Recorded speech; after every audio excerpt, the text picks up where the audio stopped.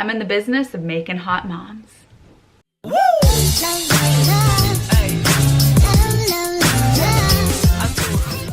Hi honeys, it's Emmie. If you're new to the channel, welcome. My name is Emmie. I am a nutritionist and the creator of the Slim on Starch program, where my clients lose anything from the last few pounds to up to 70 pounds and counting. So if you're interested, you can go to healthyemmie.org or just click a link that's in the down bar. Also make sure that you hit subscribe and turn on notifications so that you can be updated every time I'm uploading the hottest news on plant-based weight loss. You recently met my client Beck on my channel, and Beck was a new mom when we started working together, and she got down to her pre-pregnancy weight through our work together. And in the last video, I teased you a little bit and I said, Beck, what is your one tip? Now you might be watching this video and you're not a mom and you're like, why am I watching this video? And if you're not a mom and you're watching this video, keep watching this video. I'm not a mom and I made this video.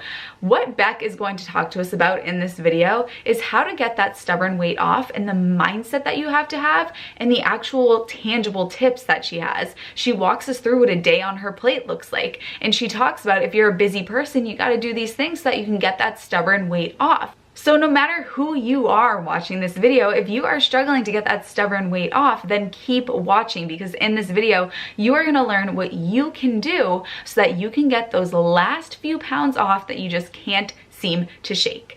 Let's get into part 2 of my interview with Beck. If you haven't seen part 1, it is right here. I hope I can put a card right there, and if not, it is linked in the down bar.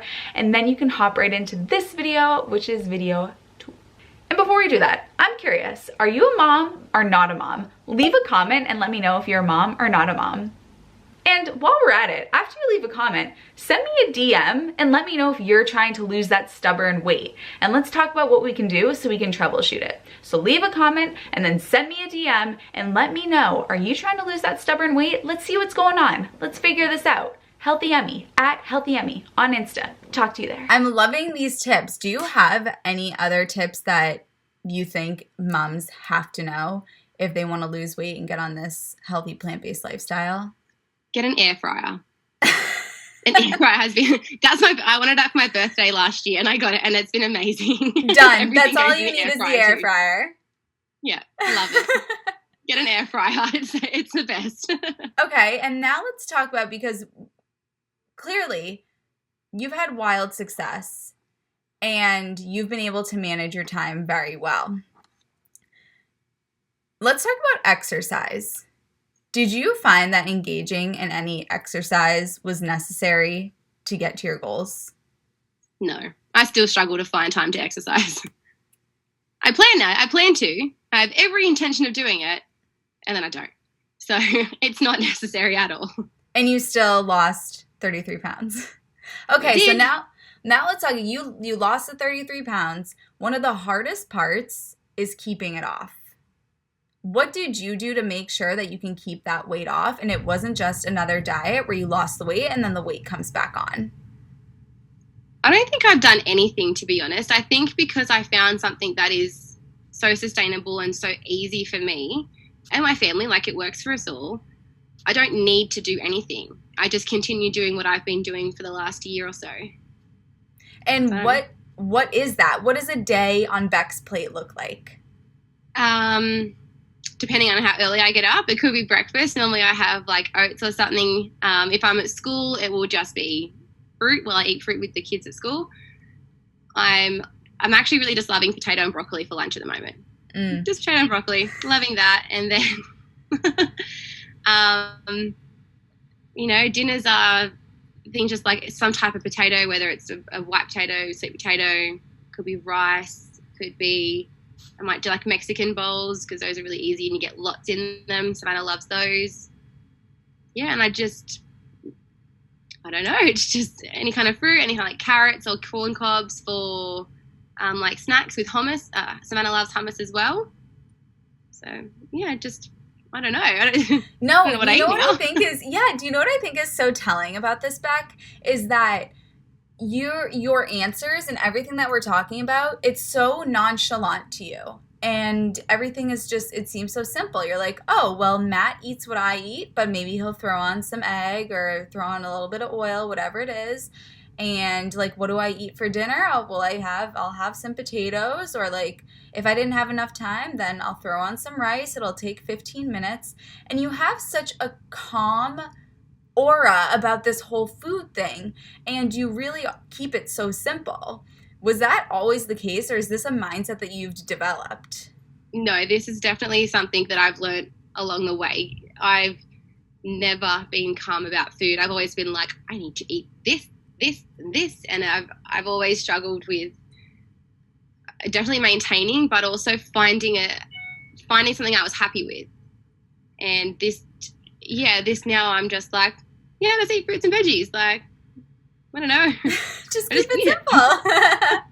Well, another thing is that I know that this weekend you had a big weekend with your family, because your brother is in the Navy and you guys had a celebration for him, yeah?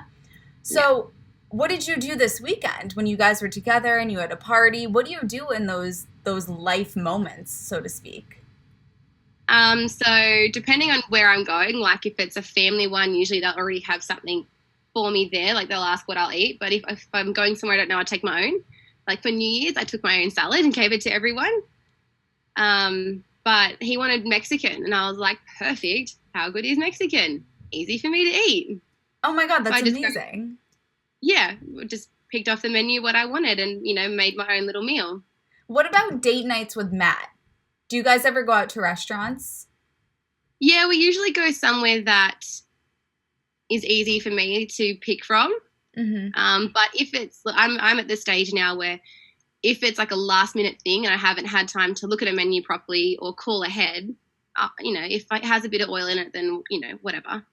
And I think that's so important to highlight, Beck, because did you come from a place where when you were on the diet, if it wasn't going to be perfect, it was just like, oh, well, screw it. And then that was the end of it? I think initially I was. Previously, before this program, yes. And then initially when I started, I was like, got to get it perfect. But along the way, I'm just like, if it's a little bit here, a little bit there, it's fine because that makes it sustainable for me. Right. And that was because I needed something that I could continue doing. Yeah. So looking long term, at the beginning, you're like, okay, I need to get this right. And then as time goes on, you're like, oh, I don't have to be perfect and I'm still getting these results. Yes. Do you remember when you first got on the program and then it was like the first time where you sort of broke the program, so to speak? Do you remember what that was like? Do you remember it?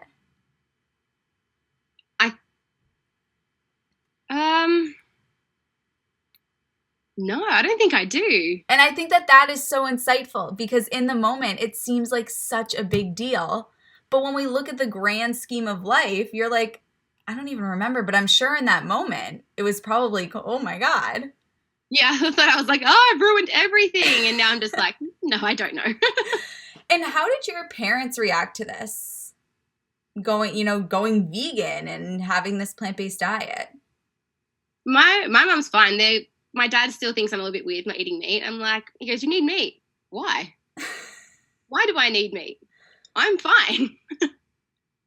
But no, for the most part, they're still really supportive and they're really happy that I found something that I can continue with and that is working for me and has given me this results like this. And have you gotten any pushback from like your girlfriends or did you nothing. Really? Yeah, nothing. And I think that's a reflection of the fact that you surround yourself with people that are so supportive of you. I mean, Matt is so supportive of you. And it sounds like you have girlfriends that they just want Beck to be the happiest version of Beck. Yeah. Like if we're still going out, like, and I'll still put on a cheese platter for them and things like that.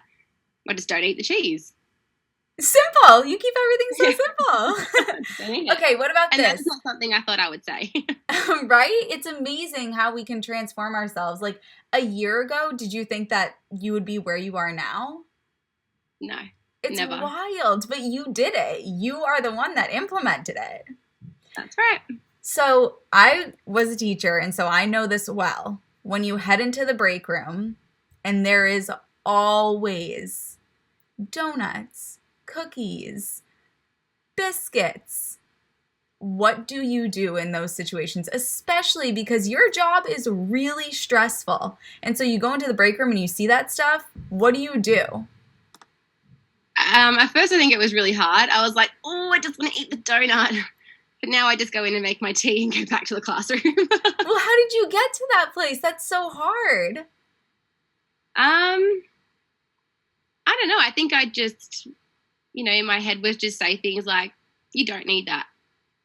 That's not going to make you feel better. Like is that going to get you where you want to be? If it's no, then don't eat it. And then eventually I stopped noticing it really. Like I stopped caring about it. That is something that I have experienced as well, is like you see that stuff and it doesn't even register as food. Yeah. Yeah, it's just amazing. Like, whatever. It's just there.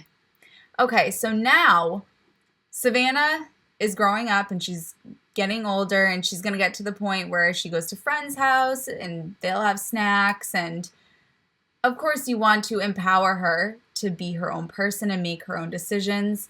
Have you thought about what's going to happen in terms of that and how you want to raise her with the decisions that she makes around food? Because do you feed her any animal products? Yeah, I don't. I let her choose. Where I can, I try and fit in more whole food plant-based options. But like if she wants cheese, or the other day she asked for ham sandwich, I was like, okay, well, sure, you can have that because Matt has that for lunch. I'm not going to tell her no because I don't want her to have an idea of food of it. It's bad. Like I want her to say, when she's only 2, so when she's a little bit older, I'll be able to have conversations with her like, how do you feel eating that? And if you don't feel good, well, let's not have that next time. So I think it'll just be more of a, what do you feel when you eat that sort of food, and why don't you try something like this? Like for when she's around me, it doesn't matter. She just eats what I eat. And, when I pack her lunchbox, she eats what I pack anyways. But I think going out to different people's houses, it would just be, did you like it and how did you feel? And then I'm going to let her choose. Like if she wants to eat meat and she wants to eat animal products, then, so be it. I just want her to make healthier choices when she can. I think that is so beautiful. And when I hopefully have children, that's the same approach that I want to take. So thank you for inspiring me to do that and for being one of the people that does do that, to empower our children to make their own decisions and to just lead by example and help them understand when you eat this, you feel this way, and how do you want to feel, and not telling them what's good, what's bad, what's right, what's wrong, because there is no good food, bad food, right food, wrong food. There's just food that makes us feel certain ways, and we want to eat the food that makes us feel the way that we want to feel. What I was so drawn to you for when we began working together, and something that I found so just beautiful about you, was how often you would talk about setting an example for Savannah and how important you being a healthy mom was to her.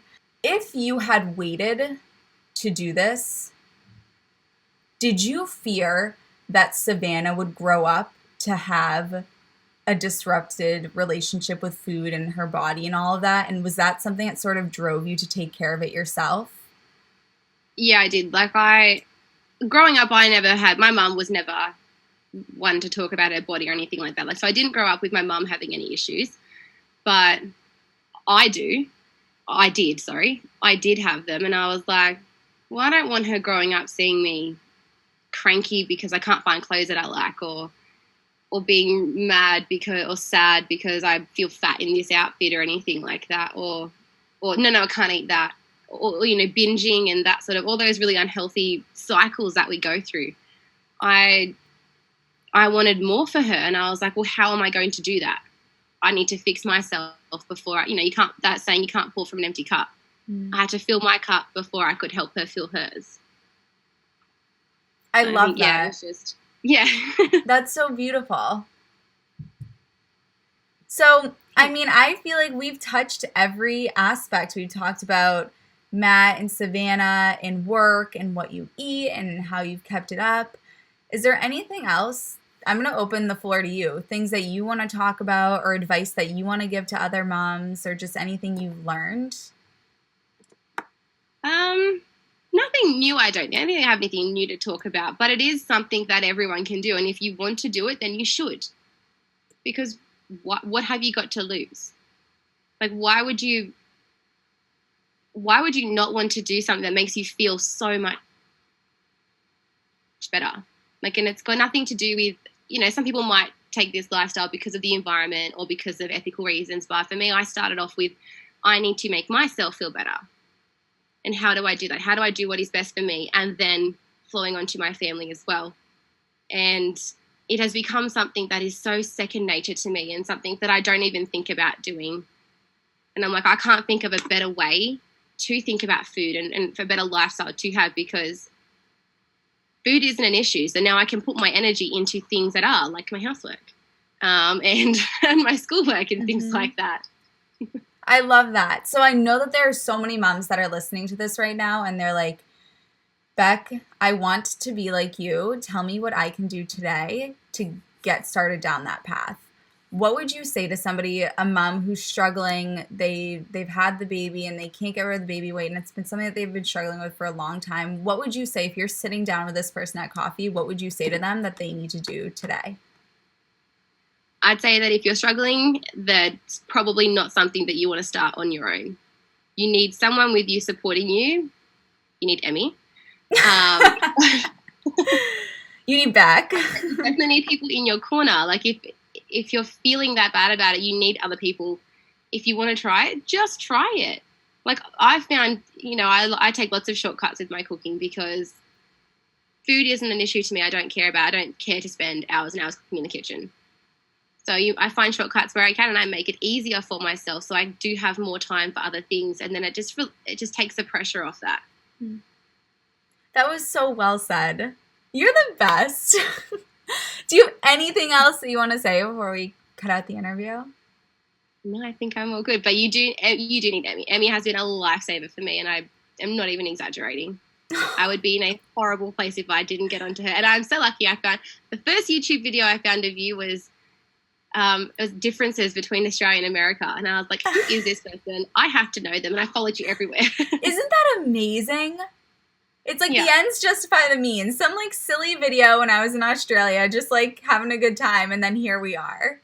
Yep, here we are. And I would never have thought that this is where we'd end up.